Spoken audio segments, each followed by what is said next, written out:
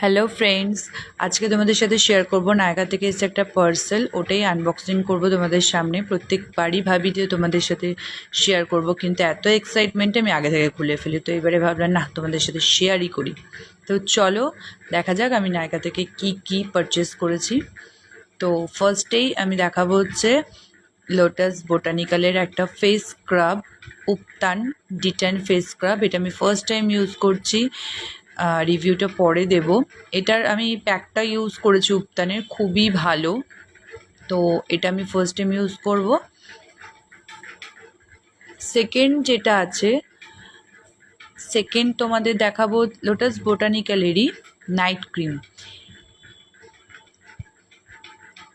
এই হচ্ছে নাইট ক্রিমটা, এটা আমার সেকেন্ড কন্টেনার।